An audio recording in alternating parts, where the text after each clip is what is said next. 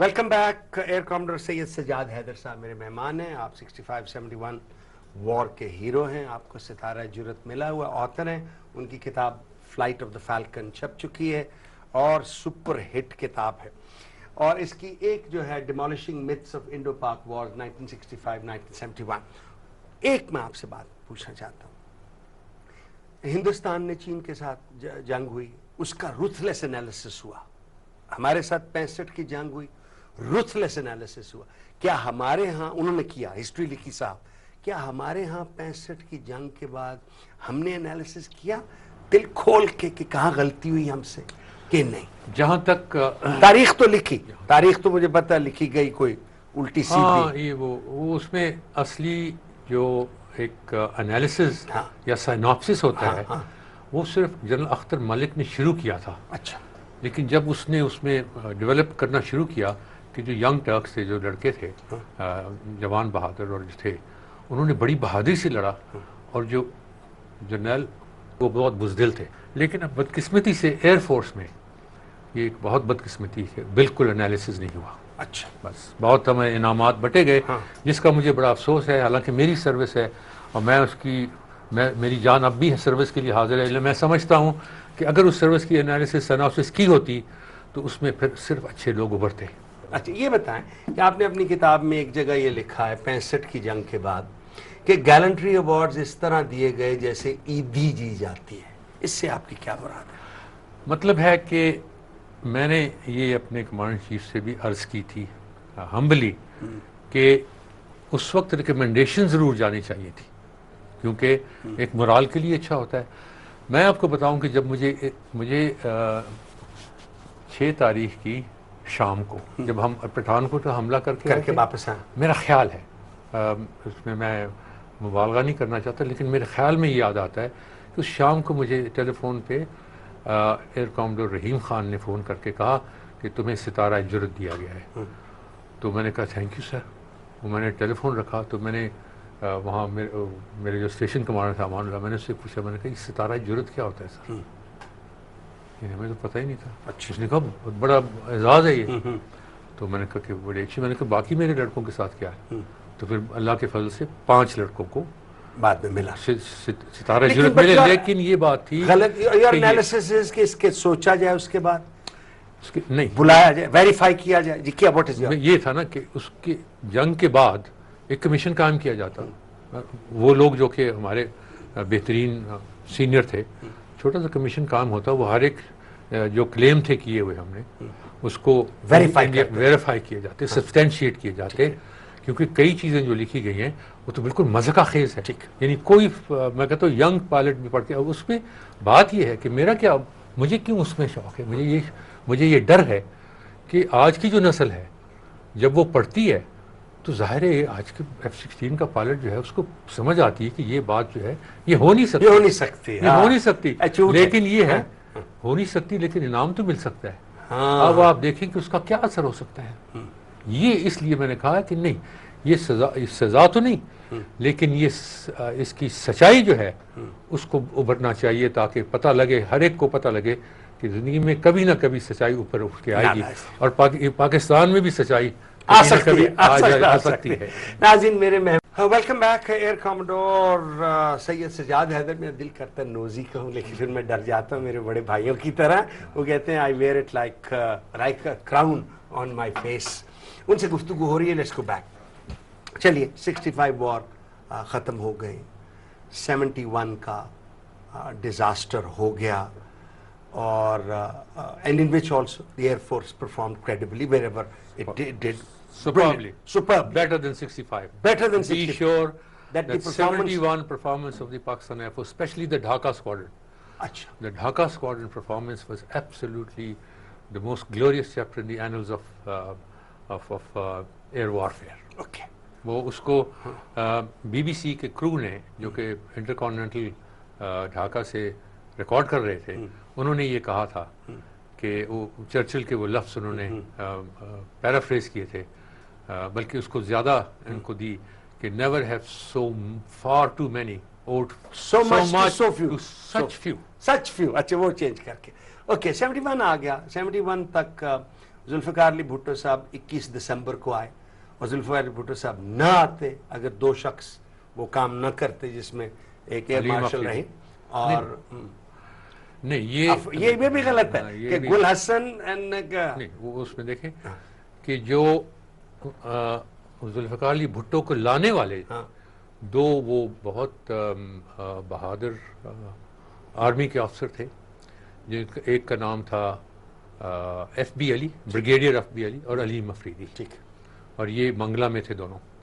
ٹھیک ہے جی ایک آرٹلری کے آفس تھے اچھا ان دونوں نے یحییٰ کو الٹیمیٹم دیا کہ آج شام کو 8 بجے تک آپ اپنی کرسی سے اتر جائیں اور سویلینز کو ہینڈ اوور کریں ورنہ وی ول کم دیر اور اس کے بعد علیم افریدی گیا جی ایچ کیو میں گیا اس نے جنرل گل حسن کو جو میرے بڑے اچھے دوست تھے اور دیکھیے کتاب is another readable book except two long chapters میرے گھر میں آ کے انہوں نے مجھے سائن کر کے دیے میرے ایئر فورس میں وہ ہمیں 19 اسکواڈرن کو گل حسن کہتے ہیں مائی اسکواڈرن اچھا تو وہ انہوں نے یہ علیم افریدی وغیرہ یہ گئے وہاں پہ ان کے پاس گئے ان کو کہا کہ یہ ہمارا میسج ہے اور آپ کی ساری ہماری کمیونیکیشن ہم نے بند کر دی ہوئی ہے اس وقت وہ جنرل مٹھا نے کوشش کی کمانڈوز کو بلانے کی کہ وہ جا کے ان کی جو منگلہ میں ان کو گھیر لیا اور ان کی بات ختم ہو جائے وہ کمانڈوز نے ریفیوز کر دیا تو اس وقت پھر گل حسن نے ایئر مارشل رحیم خان کو فون کیا ایئر مارشل رحیم خان کی بات یحییٰ بہت مانتے تھے تو وہ آئے ان دونوں نے مل کے کہا ہاں یہ بات ٹھیک ہے ہمیں اس وقت ملک کو بچانا ہے ٹھیک ہے گئے یحییٰ کے پاس انہوں نے کہا کہ یہ حالت ہے اور ہماری ریکمنڈیشن یہی ہے کہ آپ میرے خیال میں اس وقت ہینڈ اوور کر دیں تو انہوں نے پوچھا کس کو اس نے سمجھا کہ ان میں سے کوئی دونوں میں سے لیکن رحیم خان یہ پروفیشنل لوگ تھے نا یہ کبھی کوئی سیاسی جو ہے انہوں نے کبھی یہ نہیں بات بتائی کہ آرمی نے ہینڈ اوور کیا پہلی ڈیموکریسی جو پاکستان جس کو کہتے ہیں ڈیموکریسی وہ آرمی نے ہینڈ اوور کی تھی سویلین کو لیکن اس کو پھر مارشل لا کو لگائے رکھا بات ہے تو وہ بات یہ ہے کہ یہ انہوں نے کیا تھا اس میں ظاہر ہے کہ ایئر مارشل رحیم خان ان کا تھا قصہ اور پھر دیکھیں کہ ان دونوں کو Why would they have to کہ کھر صاحب ان کو گاڑی میں بٹھا کے لاہور لے گئے Why did بھٹو صاحب have to throw them out اس کو مجھے اس کا کیونکہ گل حسن کی تو کوئی ambitions نہیں تھی رحیم Khan was in the air force he was not going to take over بالکل سب قطعاً جھوٹ ہے جو بھی بتایا گیا ہے بات صرف یہ ہوئی تھی پولیس کی اسٹرائک ریوولٹ ہو گیا پنجاب میں تو اس پہ میں کس سے آتا ہوں اس میں کہ مجھے افضل آغا صاحب جو کہ میرے بہت عزیز محترم دوست تھے وہ چیف سیکرٹری تھے انہوں نے مجھے فون کیا سرگودا میں اب میں اس وقت اسی فلائنگ تھا سارا جو مراج سارے 104 سب میرے کمانڈ کے تھے تو انہوں نے کہا کہ حیدر تم اپنے جہاز تیار کرو کیونکہ یہ پولیس والے نے شرارت شروع کی اور جا کے ان کو ڈرا دو تو میں نے کہا سر ہم نے ایسا کبھی کام کیا نہیں اپنے پولیس کے خلاف نہ ہی جہاز استعمال ہوتے ہیں لیکن اس کا آرڈر مجھے میرے بیس کمانڈر دیں گے جن کا آرڈر کمانڈر چیف دیں گے تب ہوگا اس نے کہا تم تیاری کر لو آرڈر آنے والا ہے اس لیے مجھے پتا ہے کہ یہ ہوا تھا کہ انہوں نے کہا کہ جہاز بھیج جائے اور گل حسن کو کہا کہ آرمی بھیجو گل حسن نے کہا کہ نہیں اب ہم نے ہینڈ اوور کر دیا ہے اب آپ اس کو یہ سویلین حکومت ہے آپ کے پاس پیراملٹری فورسز ہیں آپ ان کو کنٹین کریں we don't want to get the army کیونکہ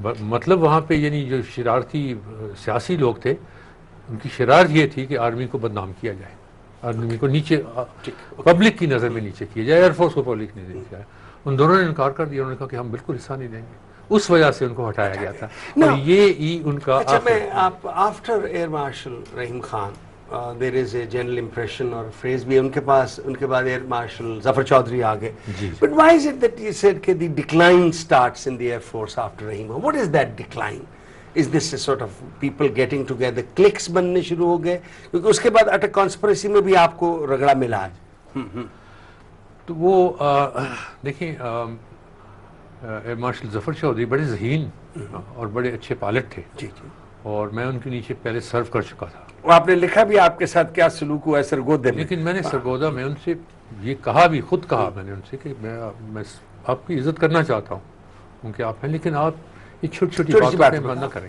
کیونکہ بندے کا جو یہاں تک کہ آپ کا بیٹا جو ہے آفیشیل جیپ میں بیٹھ کے بس میں بیٹھ کے ادھر جاتا ہے. بہرحال انہوں نے اس کو سمجھ گیا اور انہوں نے کہا کہ ٹھیک ہے یہ تمہاری باتیں ٹھیک ہیں، وہ مان لیتا ہوں، میں آمدنی ہوگا، آمدنی کریں گے، میں خیال رکھوں گا یہ.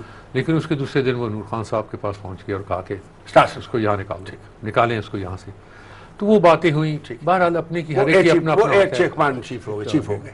اب ان کے ساتھ جب وہ چیف بنے تو ان کے ساتھ انہوں نے اپنے ساتھ سعید اللہ خان تھے، ایک اور بھی.